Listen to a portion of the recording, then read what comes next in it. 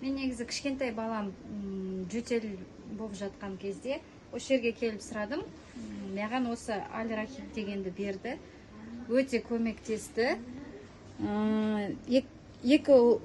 Үш балам бар негізі. Осы екі ұлым садикте.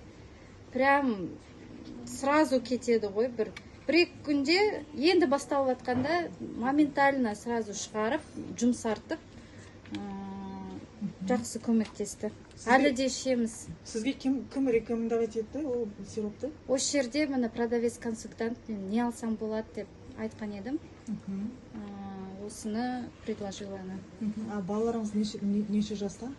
Кішкентайым 2 жаста, ал үлкенім 5 жаста. Негізі тағы да біз жаңағы цитомегаловирусқа поддержка иммунитетаға консультация алғанбыз.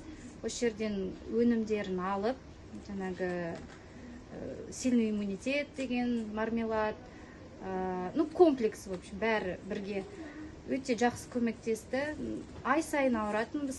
Қазір тфай-тфай шүкір ауырмаймыз да десек болады. Енді ауырып жатқанда сразу жаңағы тонигін мұрнына сеп қоямыз, спрей для горла, сөйтіп жақсы. Уже к химии не прибегаете, да? Антибиотик дегенде қабылдамаймыз, жаңағы ауырмаймыз да өйтіп бір арасында бір вирустар енді нетіп атқанда кез нетсек, сразу уже иммунитет өзі борется.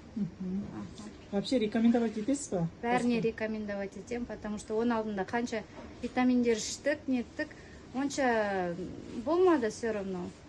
Осы маған қатты ұнады. Тем более натуральный и мусульманский дегендей. Бәрі халал. Халал, иә. Тап-таза. Рахмет сізге отзывқа. Сіздерге рахмет.